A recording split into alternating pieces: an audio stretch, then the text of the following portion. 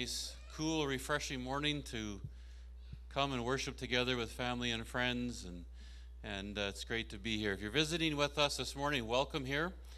I saw a couple of faces walk in that I didn't recognize, so welcome here.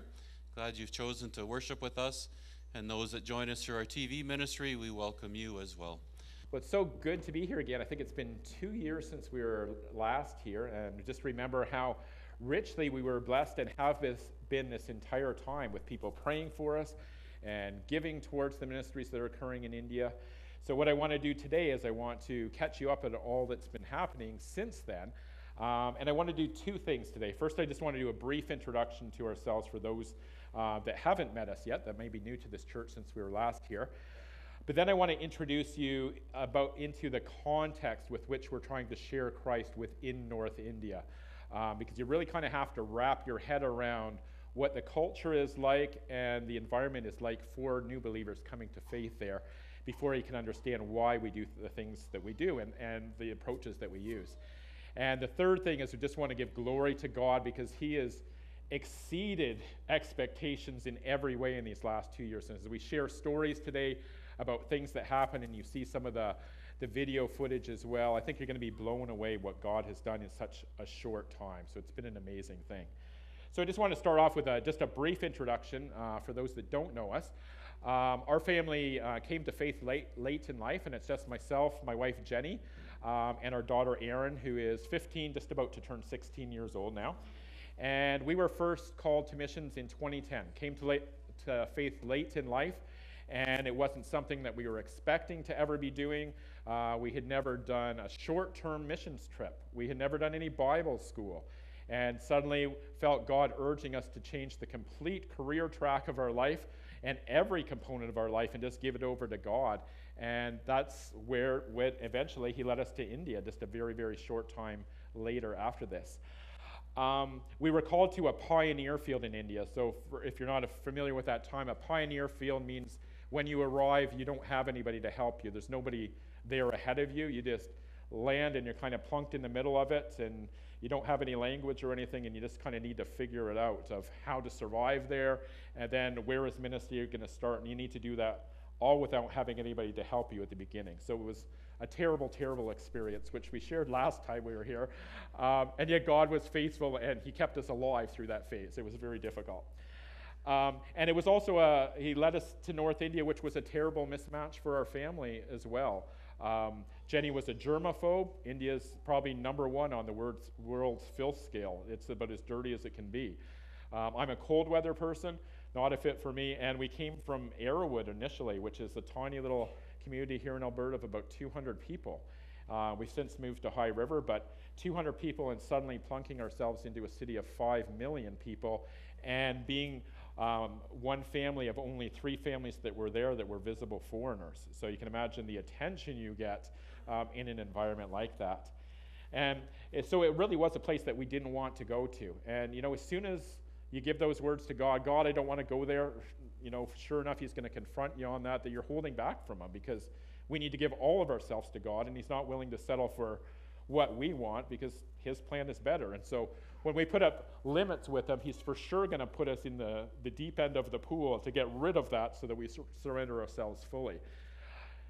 But as we prepared for this, we ended up praying for 7 different confirmation signs from God. And, we figured kind of that we were off the hook and we wouldn't have to go. We were praying that in even the organization that we went out with initially, this organization had no plans to be in the north of India amongst Muslims. And yet we were sure this is where God was calling us to go. And as we kept praying, we had a whole group of people praying for 7 different signs, and on a timeline even. And in one day, God gave us all 7 of those signs. So there's no doubt about our calling that this is where God wanted us. But just because He wants you in a place doesn't mean it's going to be easy. And He really needed to break us down to get us ready to even be able to serve. When we arrived in India, we were in a place where we were very much in there. We're going to take this country for God, and we're all gung ho and let's get going. And God was laughing at us when we arrived because there was nothing that was going to be done under that pridefulness or the arrogance that we sometimes carry with us. He had to break us down entirely until we got to the place where we couldn't even go out the door without Him feeling his tangible presence beside you because you were to the place where you couldn't cope anymore. It was just too painful. And then that's when God realized, that's when we're in the place where we're in that complete surrender, that God is now ready to move, and okay, now follow me. And that's when things started to happen. So from the beginning, Bow Island has had a great role in our ministries, in supplying them and praying for them, and many of you keep in touch with us on a regular basis. So this has been a very powerful group, and so it's really important for us to report back to you today to show what's happened as a result of all those prayers. So what I want to do now is I want to get into a little bit of the context within which we're living and witnessing with India, and I want to do this by starting off with Scripture. So if we can get Daniel 3:16 to 18 up. So this is the passage about Shadrach, Meshach, and Abednego. Shadrach, Meshach, and Abednego replied to him, King Nebuchadnezzar, we do not need to defend ourselves before you in this matter. If we are thrown into the blazing furnace, the God we serve is able to deliver us from it, and he will deliver us from your majesty's hand. But even if he does not, we want you to know, your majesty, that we will not serve your gods or worship the image of gold you have set up. Now, I want to start with this passage because it really describes the spiritual climate that we're witnessing in India. It's a situation where coming to faith is a life or death decision. It could easily be a situation where on the same day you declare yourself for Christ, you will die as a result of making that declaration. So the stakes are high. So this passage really speaks to me. So you have to picture what these guys were walking into. It's a situation of sheer terror. You see the flames before you. There can't be a more painful way to die. I'm sure some of you in this audience are volunteer firefighters, have some sense of what burning to death would be like, especially if you're conscious. It's a terrifying, agonizing death. There can't be a much more brutal way to go than that. And yet, in this situation, it's a situation of faith versus the fire, and which is going to win out. The critical thing in this to realize, though, is in that second part of the passage, it's very clear that these men don't know, is God going to deliver them or not?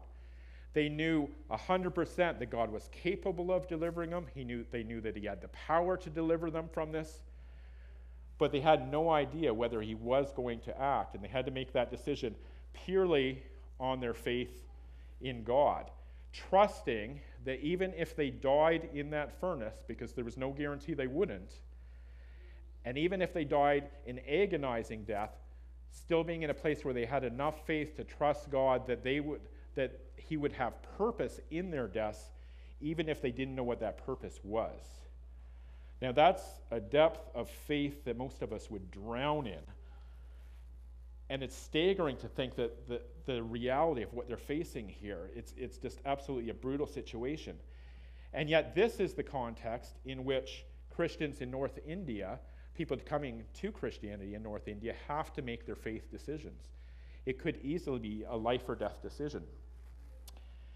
So the best case scenario, we're witnessing primarily amongst Muslims within this country. So the best case scenario for a Muslim coming to faith, if they did it individually without their family, one of two things would happen. They would either be banished immediately, and now they're going to be cut off from every source of support. Their family disowns them. They're out of that community. They have no way to survive. They lost their job. They've lost everything of this world in a society where everything depends on those connections. You're suddenly isolated. No one else is probably going to help you. That's the best case scenario. The worst case scenario is it becomes an issue of honor for the family and they kill them immediately. So the stakes are high on that individual basis. And so just like these three men in this situation, they're in one, even before they come to faith, they have to weigh these things out. Is it worth it? How much do I value God? How much do I love God? How much do I believe in this message? Because you better be pretty sure, because it's not just eternal stakes, it's physical stakes, and they could be immediate as well. So they have to account that price very thoroughly, and in the same way that these men had to do, they have to be comfortable, as comfortable as you can be, in that place where knowing that even if I die after coming to faith, and that happens immediately, I still trust that God has purpose in that. Sometimes we hear people say, well, the safest place to be is in the center of God's will, no matter where you place him, where he places you. And that is true from an eternal perspective.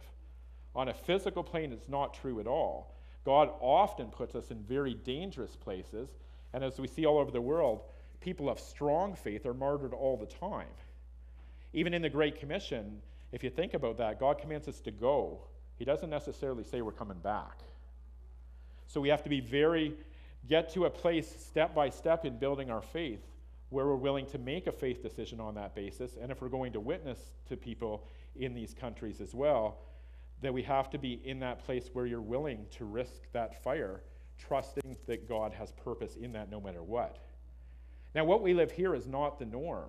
The norm in the world is this type of situation in the majority world. It's the biblical example. It's the New Testament example. It's the example in virtually every country where the gospel is advancing fastest. Places like North India, places like China, places like Nigeria where persecution is intense. This is the norm in the majority world. What we're living here is far from normal for those that are of the faith. Now, we've encountered pastors and believers in India whose stories would horrify you, and yet they're also ones that could easily be planted right into the New Testament and talking about God's book of heroes, of what they've endured as a result of their faith and where their faith stands as a result of what they have endured. We've talked to pastors who have spent more years of their life in prison specifically because of their faith than they have in freedom. We've talked to families within the church, and this is a humbling experience, sharing with a church in a place where there's heavy persecution, not knowing your audience, and then afterwards finding out that people in this audience had had their whole families killed before their eyes as people tried to get them to renounce their faith, one by one killing them. Will you renounce now? You can imagine the depth of faith to see your kids lined up in front of you and hacked up with machetes and still holding to their faith. People that would have family members raped in front of them, trying to get them to recant. This is the reality in these places where the situation is dire and Satan's throwing everything he can against those that are rising up in the faith.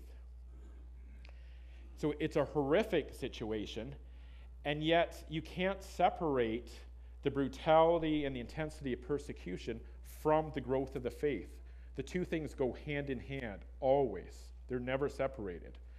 Every time, anywhere in the world, the kingdom is advancing fast and boldly, persecution will rise to meet it. There's no question about it. So often in the West, we hear of these brutal situations I just described, and our immediate reaction is, we want those guys to be punished. We want to stop that. We want to protect those believers. We want that persecution to end. And those are very normal, valid human feelings and even logical. But if we pursued that course, we could very quickly get out of step with what God is doing. Believers in these countries aren't praying for the persecution to end because they know the only way to end that persecution is for us to stop sharing Christ. So it's very easy to stop anywhere in any country in the world. If you're facing the heat because of your faith, the way to get it to stop is stop sharing your faith. It'll stop, guaranteed, any country.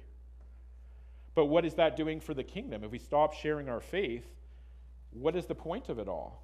Because we're not bringing God glory anymore. Essentially, we're walking away from our faith, and we're stealing from that glory that should be God's due. So believers in these countries aren't praying for release from their persecution. They're praying for the strength to remain obedient under the persecution. And they're praying for those very people that have killed their families or that beat them and spit on them and harass them constantly. They're praying for those people to be brought into the kingdom.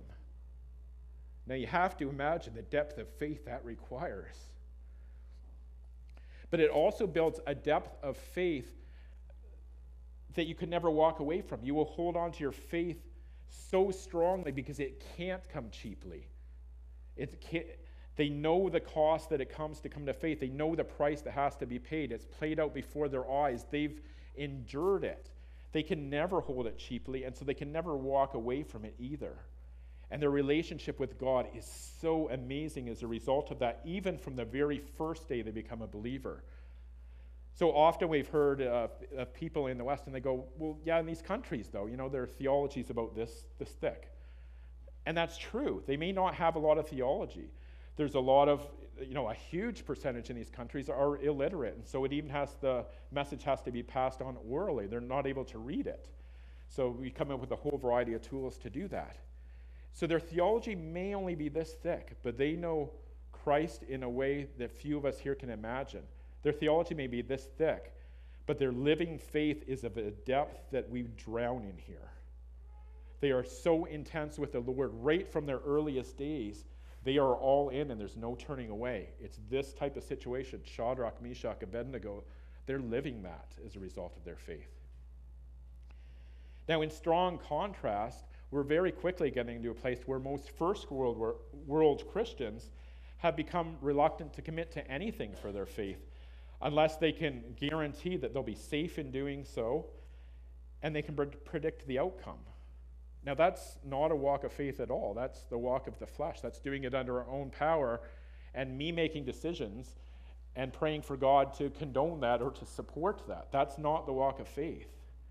The walk of faith is when God asks you to step out through a door, not knowing at all what you're stepping into, seeing from every human sense that this is crazy, this is dangerous, and yet trusting if God's asking you to do it, to step through that door on that basis alone, not knowing what his purpose is, and trusting that something amazing will happen out of that. And sometimes that happens through you, sometimes that happens in you, and sometimes people die as a result of that. But through their death, God does amazing things with that. So it's not guaranteed that it's going to be something that's going to be an immediate blessing to you, other than in the eternal perspective, but in the physical realm, not at all. We heard recently one person that we were talking to in a church in High River, and they were talking about a 9-year-old boy that was in their Sunday school class, and he was trying to sum up how many in the Western church how lightly they view their faith. And what he said it was out of the mouth of babes, he just summarized it so well, is they were talking about third world countries, and they were talking about missions on this day, and at the end of it, the boy said, I could see how those people could really need God and why that's important to them. But he says, here, I don't really need God because I already have everything I need. And it was out of the mouth of babes. That's so much how our culture has it. When faith hasn't been hard fought for, when it hasn't been won, when there hasn't been an intense cost of coming to faith, it can easily be held so lightly as to vanish before our eyes if we're not very careful. And so sometimes those trying circumstances can be the very thing which vitalizes the faith and takes it to an intensity with Christ that is almost impossible to imagine until you're actually in that type of situation. It's one of those great counterintuitives that the gospel does not, in any stretch, advance boldly in times when we're receiving rich blessings. It tends to start to diminish, and it gradually gets faster and faster. As we're surrounded with blessings, worldwide, we see a trend within the church that faith starts to diminish, that people don't hold it as strongly. It's a counterintuitive that would be the case. The place where the faith grows the strongest and the kingdom is built the fastest are in the very places where they're under the most persecution. It's a very counterintuitive thing. And in these countries, it isn't a situation about their courage. It's not about their valor at all. It's not about valor. It's about how much they value Christ, that they would be willing to lay their lives down. In the same way that Christ laid down his lives for us, they see that his blood bought them fully, and they're willing to lay their lives down for him in sharing with every person they can, because they look out at an audience like this, and when they're looking at non-believers, they look at them as though they're already on fire, and they're weeping. We need to save these people. How can we get them into the kingdom? And I've only got so many days to do that because my life has a finite number of days as well. And that's the way we really need to look at things if we're looking through God's eyes and from an eternal perspective. It's a startling thing to realize that persecutors and places in countries like this, They use intimidation, they use violence, they use everything they possibly can to get believers to stop sharing Christ. That's their end game. They need to get us to stop sharing, because then the faith will gradually dwindle and they won't have to worry about it anymore. But it doesn't work. And yet, in places like North America, we often hold on to it so lightly, where we're under no persecution, that we don't share with our neighbor. That is a persecutor's dream. That's exactly what they want to achieve and are using everything at their disposal to get people to do. We're not under any of that, and we're doing exactly what they want. So we have to ask ourselves the question, where are we truly more free? Are we more free in a country like this, where we have legislated freedoms, where we have abundance, where we have every resource imaginable at our disposal to help us in sharing Christ with our neighbors and unbelieving friends, and yet we don't? Or are we more free in a country where your life may be at risk, where there are things like Sharia law, where persecution is going to be a real intangible thing, where people will be dying and martyred for their faith, where they're getting thrown in prison for their faith, and yet they're all sharing openly? Where are we truly more free? We're so bound often in this culture by our unwillingness to share because we're afraid of what our neighbor will think. That's a horrific thought to those that have people dying before their very eyes as a result of their faith, that it could ever be held that lightly. So we really need to get out of that mold and start thinking of, what is God doing? How can I get involved in this? And it's always going to come at a cost. If there's a believer out there who thinks that the kingdom can be advanced without risk to themselves, without risk at least of humiliation or rejection, it can't be done.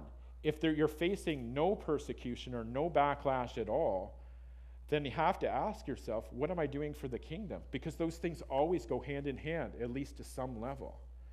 If you're sharing lots and you're sharing openly, there will be a backlash. The Bible talks about it all through the New Testament. As the world hated Christ, they're going to hate you if you're sharing the message. But many will be coming into the kingdom if you stick with Christ through that process, and that's the piece that really matters.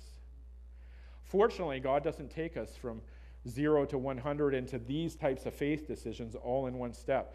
If we knew all that we would be facing in North India ahead of time, it would have been so overwhelming, there's no question we never would have gone. It was just too awful. And looking back, still, we can see how God took us step by step, and it was one faith decision at a time that he brought us along. First, he had to bring us down to a place where he could even use us. And then it was one step of faith at a time, building and building, and always stepping through that door with him, not knowing what was on the other side. One of the greatest of these, for those that have followed our story, our biggest and most powerful ministries are located right inside a madrasa. So a madrasa is an Islamic school of theology. It's where they teach the tenets of their faith. And our largest and most powerful ministries are occurring right inside their own building. We have a floor rented in there, and we're sharing Christ openly inside a Muslim stronghold. Something that only God can bring about. But it was one step at a time, having no idea how he would bring this about. God closed every single door in this slum community for us to start ministry except that one. And when we looked at this, really? You want us to go inside a madrasa?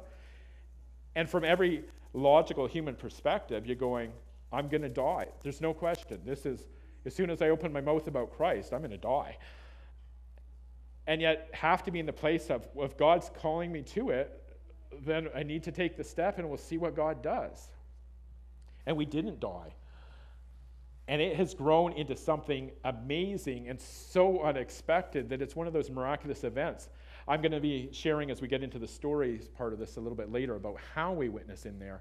But what God has done in that place is something that I think is seen very rarely in this world. But it wouldn't have happened had we not stepped through that door at risk of death to see what God was going to do. And it's all to the glory of God to see what he's done as a result of this. So our lesson for today that I really want to emphasize in the terms of context is God always knows where we're at with our faith. Whether we're a brand new believer and have taken one step and made a commitment to Christ, or we've been a believer of many years, he knows where you're at. He knows the things you're struggling with. He certainly knew the ones that we were struggling with. And he's always asking us at every point, no matter how mature we are in the faith, to take one more step with him. And we can either be obedient to that step, or we stop at that place. If we stop, we're going to miss the blessing, or we're going to miss what God could have done in us, through us. We're going to miss the whole blessing. We may even start backsliding from that point on. But if we step through the door, what God will do as a result of that in us, through us, to advance the kingdom, sometimes absolutely blows us away, but it's always been an absolute powerful thing, and it's an essential part of that process. So never hesitate at that door. Trust God in it. If you're sure God's calling you through a door, it doesn't matter if your logical human senses are screaming, this is crazy. It doesn't matter if 100 out of 100 people say, no way, that's idiotic. You can't be hearing from God. If you're sure God's calling you to do it, do it. And I guarantee there's something amazing waiting on the other side of the door that's going to bless you, and it's going to bless a lot of other people as well. But you need to be able to trust God in this. So what I want to do now is to give you a little bit of an update since we were here last. So the last time we were here 2 years ago, we had been in India for a number of years. We were focusing on language and culture at that time, and we had just broken into our first slum, where we were now at a point where we're getting invited to visit in homes and things like this. And that in itself was a painful process. We were mobbed when we first went into the slums. It turned into near riot situations. It was very, very dangerous and extremely overwhelming. And it took a lot of going back before any door started to open where we could go in with any degree of safety. That's where we were kind of at and just preparing to go back when we saw you last a couple of years ago. Now, in the last 2 years, God has staggered us with what he's done. He had us open a missional business. So we run a bed and breakfast in Lucknow, India, which we use all of the funds that come through that to help supply ministries. We've been able to witness to every person that has come to our bed and breakfast as well. We've had people come from so many countries, and many of them have gone back and shared with churches and mobilized more prayer for us as a result. Everything about it is tied to this. And that wasn't an idea that we had going. It's an idea that God gave us as well. But then in the afternoons, it fits really well with even the schedule in the slums. People aren't available until the afternoon. So that's our kind of our morning block, getting all the bed and breakfast things done, guests cared for, rooms cleaned, etc. In the afternoons, we go to the slums. So we started with that one slum where we had started having a couple of people were inviting us to their homes. Since then, that has grown from one slum to 4 different slums. There were no ministries 2 years ago. We were just starting to penetrate it. We now have 5 different ministries in 4 different slums, including providing pre- and postnatal care to Muslim women in the slums, where they had a 40% mortality rate amongst their children in their first 2 years of life. We brought that down by 75% already. Just the babies were just no education, so the babies were dying all of the time. We're giving medical care to 4 different slums. We're helping in schools with our local NGO partners that God has brought us, helping teach English as a second language and some health and safety to these kids. We're teaching employment skills to Muslim women in the slums as well so that they can bring more income into their households. And we're also providing humanitarian aid where it becomes a life or death issue. So 5 different ministries. And when you hear those, you're all thinking, yeah, humanitarian. Where's Christ in all this? Well, Christ is in this both through the way we love, but the more important way is in every one of these, we have a very intentional way of sharing Christ, and we're very intentional about every day sharing Christ through every one of these ministries. And we're going to share these stories in a few minutes. So 2 years ago, we had just been welcomed into a couple of families. 2 years later, we are now reaching 500 people on a regular basis with an expanded reach of these slums of 10,000 people that are now hearing about Christ for the first time in their lives in 2 years. God has done that from nothing. He's brought us local partners as well, 24 believers that are Indians that work alongside us in these ministries, and brought us to a place in 2 years where all of this has been launched. All of this is moving people towards Christ, and it's growing so quickly, and the people in our local NGO skills have grown so quickly that they're able to run everything that we've done in Lucknow now. So as we're here today, they're caring for people in the slums, and they're sharing Christ in the slums, and everything that we've been doing continues right now as we're here. God's already got us moving on to a second city. All of this has happened in 2 years because of stepping through one door at a time. We've never had the situation of getting ahead of God. If anything, it's been a situation where God was waiting when we arrived, and he had been hearing these people cry out to him for so long, but nobody had come, that when we arrived, we couldn't keep up with them. God was moving so fast and opening so many doors that it blew our minds. And this is what God wants. He needs more people to come and continue. So what I'm going to do now is I'm going to share some individual stories, and then I'm going to close at the end with showing you some actual video footage and things of the slums. If I can get that first photo up. So this is opening day in the madrasa. So this is the Islamic School of Theology. So this is the Qazi, which is, he's like an imam inside a teaching school for Islam. And he's become one of our greatest allies. And normally you would think, how can that be? You know, normally you would think these are spiritual opponents. And yet he has seen what we've been trying to do in the community and the love and how we've been sharing, and we've been doing it in a way which is acceptable in their culture, that he has come alongside and even done sermons on Friday talking about us and what we're doing, and asking the Muslims in that community to model off of us in our search for God, fully telling them that we're not Muslim. Now, who can bring about, orchestrate those types of events except God himself? And when somebody of this power in a community is on your side, it's very hard for opposition to raise its head. You've got kind of a green light to start sharing that much more openly. So within the madrasa, we run 3 different ministries. We run our pre- and postnatal care out of there. Slum school is there as well, and also teaching the women tailoring skills for an accreditation so that they can both produce clothes for their family and save money. All of these people are from slums, so it's really critical. And they can also do this within their homes, which is essential because women can't leave the community without a male escort with them. And generally they're away during the day, so that makes things difficult.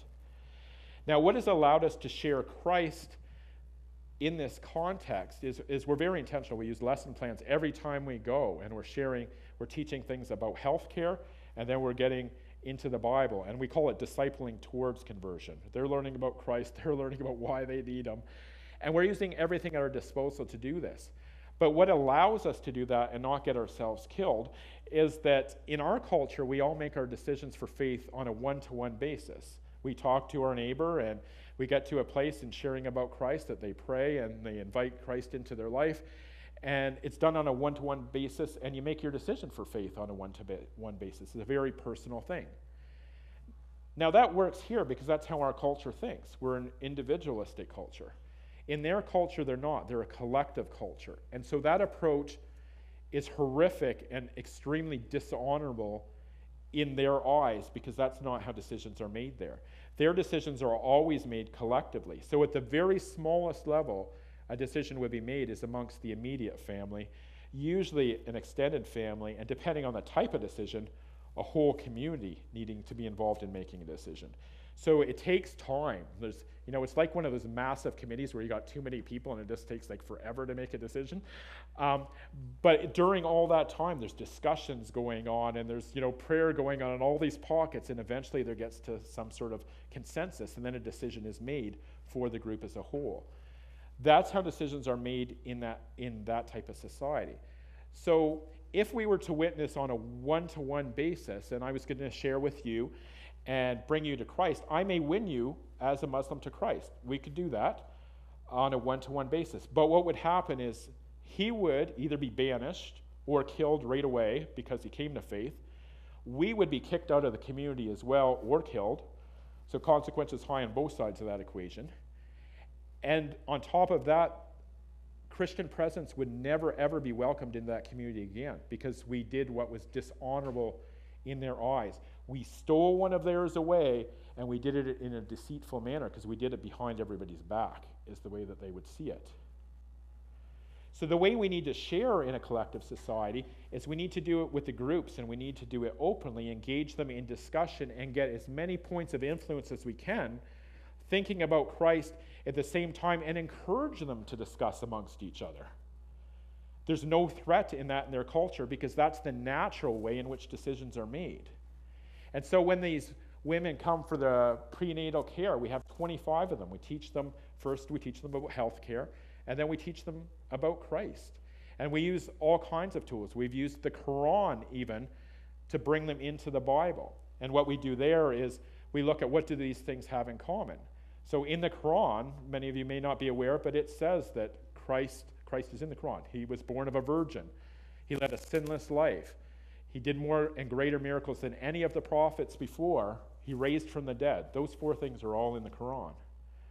But because of the way their culture learns, they learn by repetition and memorizing, but they're punished for questioning. So creativity is kind of stomped out of this culture.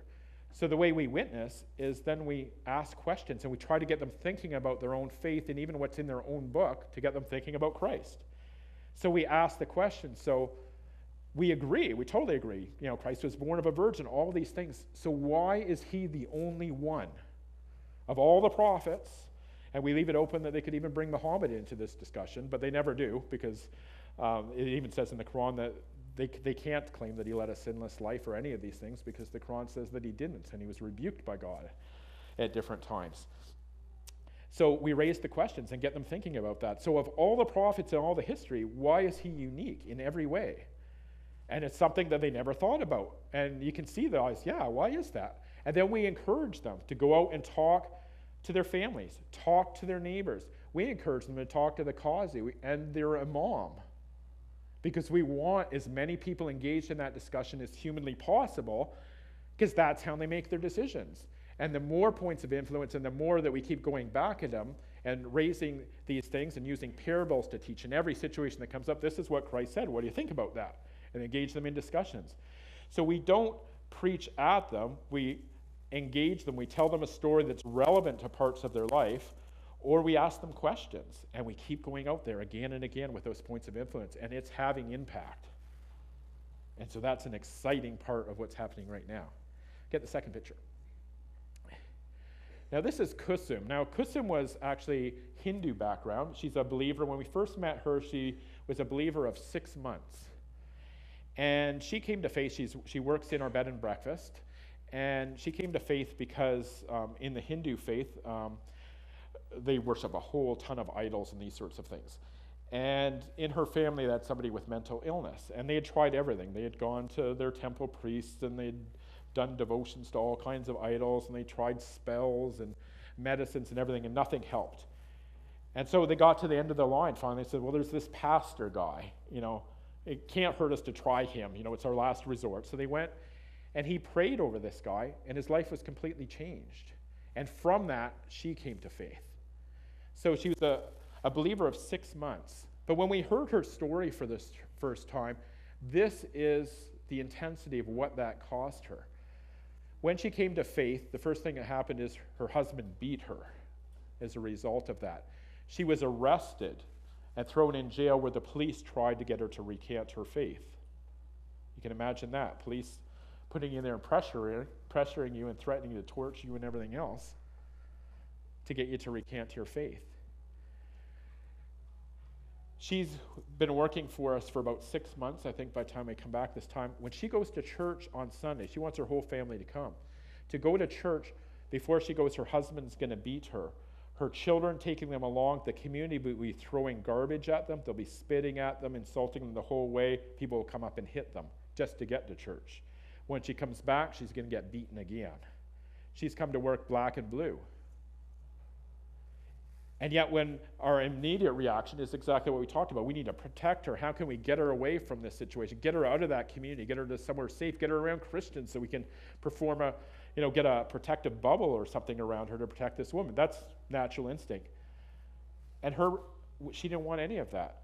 Her prayer was for her to have strength to remain obedient to God and not go back to Hinduism, no matter what it cost her. And her second prayer was for her husband and her community, the very ones that were beating her and throwing garbage at them, to come to faith. That's what she's after. And she's willing to endure this and remain in that community and in those circumstances, because in that community, she is the only candle. She is the only first flicker of flame that there is. And without her, there's none. And she knows this is what God has called her to. The next picture. This is one of the most profound events we've had to date. This is last Christmas, and at this time we brought together families from all 4 slum communities. So these are all Muslim families. And Kusum came with us to this event as well, and she was shocked, because we wanted to show her she needed encouragement as a believer facing that kind of intensity, that what she was doing counted and that God was doing something amazing in her culture. And so we took her, and she goes, these people are like all Muslim. And as soon as we said, yeah, and Christ is going to be declared here today, she was like, are you crazy? Yeah, from her culture, even living in it, she expected that, bad things are going to happen. No good can come from that. Why would these families even come together in the name of Christ? And yet, through the workings and Christ being shared openly and the love that comes through all of these ministries and our NGO partners, when they came together, their kids from the slum schools did like a Christmas concert. They were singing songs of praise to Christ. Skits were doing parables. And then we ended this by bringing in one of the best evangelists in the city, sharing the whole message of salvation with 400 Muslim families. And there was no negative reaction. There was laughter, there was joy, there was reception. Who can do that except our God? It's amazing what he does. The next story. Now, this was actually just on Boxing Day, just after this, and we were called in by our friends in Lucknow, and in one of the slums where we're working, one of the women, she's about 16 at this time, and she had grown up through the slum school over the last couple of years. And so she's now married, just had her first child, and they said that she's in terrible pain. A midwife came and she did an episiotomy on her to deliver this child. And you can imagine this isn't in a hospital. This is a woman that doesn't really have any training using a razor blade inside a slum shelter, which you'll see in a little bit of just how filthy that is. The crazy part was she didn't need it anyhow because the baby was only about 5 pounds, but it was just the lack of experience. And so we went and visited her, and this is a girl, her name is Muskan, which means smile itself, so that tells you something about her personality. And when we saw her, she was just in terrible pain, and she had raging infection already. Her baby was jaundiced, it was small. And so we prayed for them, and we gave them medications. And this probably mother nor baby would have survived the situation if God hadn't brought us there that day, if our NGO partners weren't there to even be aware of the situation. But a week later, full of joy again, and you can just sense that yearning about her for Christ at this time. So 2 lives saved in one day. Next story. Now these 2 were a very scary story. This is at one of our medical clinics, actually in the same slum as this last story. And these are twins. And when we first saw them, they were 14 months old. And they came to us with the complaint that they were weak and they weren't doing well. And so when we saw them, immediately we go, they're emaciated. And we put them on the scales. At 14 months old, a year and 2 months, one weighed 9.5 pounds. The other was just over 10. Starving to death. These are the first times we've actually seen starvation versus malnutrition. We see malnutrition all the time. These 2 were dying. And so we were able to get nutritional packets in. We did a lot of education with the mother, even on how to feed and important and what the kids need for nutrition. And when we came back in May, they were now a year and a half, so 4 months this has been going on, gaining weight steadily, but even at a year and a half, they're not walking yet. They're able to bear some weight. We anticipate they'll be walking soon, but the damage that's already been done in those first year of life with that degree, that severity of starvation, their brains will be forever affected. they're never going to reach the potential that God gave them when they were born because of starvation itself. But they will survive, and that gives them the opportunity to find God as well. The next one. Now this is Gita, and Gita's one of our favorites. She's actually a Hindu woman, and she comes every slum has a little bit of the other population as well. So these are Muslim slums, but we usually have a couple of Hindu women that will come as well. So she's in our prenatal, now postnatal program. And when she came to us, we had just opened the door of allowing women the opportunity, instead of trying to share medical concerns with myself, to share them with Jenny first, because it would be more comfortable for them. And that opened a whole landslide of women coming to her for all kinds of feminine types of issues. And then she'd have to tell me what she was experiencing or what the symptoms were, and figure out a way to treat. So Gita came to us, and she described what sounded like a severe yeast infection that she had had for 3 years. It was affecting every aspect of her life, her marriage, everything it was affecting. And she had tried everything. She'd gone to doctors, tried spells, all kinds of things, and nothing had worked. And so we gave her one pill to treat that. And she'd come back a week later, and she comes up and she punches Jenny in the arm, and she says, "1 pill." And she'd go, "Yeah, it worked." But she'd been with us a year of already hearing about Christ. And she says, "But it was not the pill, because I've tried everything. It was your Uppervali." And Uppervali means highest one. And so she recognized, as a Hindu woman, the cure does not come from medication. The cure in this case came from God. And it's amazing to see how that's resounding with her.